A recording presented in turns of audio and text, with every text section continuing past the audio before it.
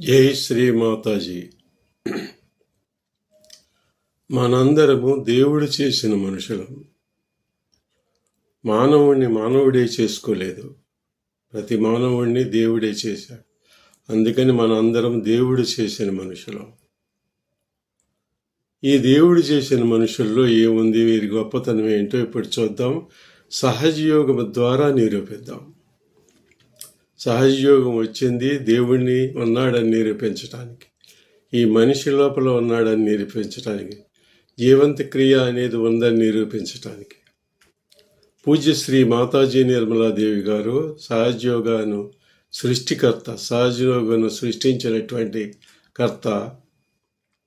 ఆవిడ ఏమన్నారంటే, నేను ఎంతో తపస్సు చేసి కష్టపడి ఒక డీప్ సంకల్పంతో ధ్యానం ద్వారా నా సహస్రారాన్ని ఓపెన్ చేశాను, విశ్వ సహస్రారాన్ని ఓపెన్ చేశాను. అందువల్ల ఇప్పుడు మీ సహస్రారం ఓపెన్ అవుతుంది. నా శరీరంలో చిన్న కణంలాగా మీరు చేరిపోతున్నారు. ఈ విశ్వంతో మీ యొక్క కనెక్టివిటీ వచ్చేసింది అంటున్నారు శ్రీమాతాజీ గారు.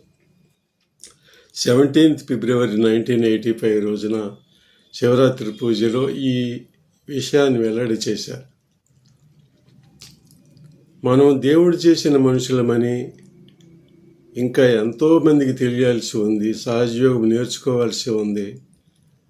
అందుకని ఈ వీడియో ద్వారా మనం సంక్షిప్తంగా తెలుగు వారందరికీ, ప్రపంచంలో 11 కోట్ల మందికి తెలియజేస్తానికి 6 ఖండాల్లో ఉన్నటువంటి అక్కడ కాసిన మంది ఉన్నారు కదా, వాళ్ళందరికీ తెలియజేయటం కోసం ఈ చిన్ని ప్రయత్నం అనేది చేస్తున్నాము. మానవుడు జాగృతావస్థ ఉంది, అది తెలుసు. నిద్రావస్థ ఉంది, అది తెలుసు. మూడవది సుషుప్తావస్థ ఉంది, సుప్తావస్థ. కలలు కంటాడు, అదంతా గుర్తుపెట్టుకుంటాడు, మిగతా వాళ్ళకి చెబుతాడు. అదంతా జరిగిన డ్రామా అంతా తన బ్రెయిన్లో ఉంటుంది, అది సుప్తావస్థ. సుదీర్ఘమైన కళలు వస్తాయి, సుదీర్ఘమైన నిద్రలో, డీప్ నిద్రలో వస్తాయి. ఆ 3 అయిన తర్వాత 4వది ఒకటి ఉంది, అదేమిటంటే 4th డైమెన్షన్. అదేమిటంటే తురీయావస్థ.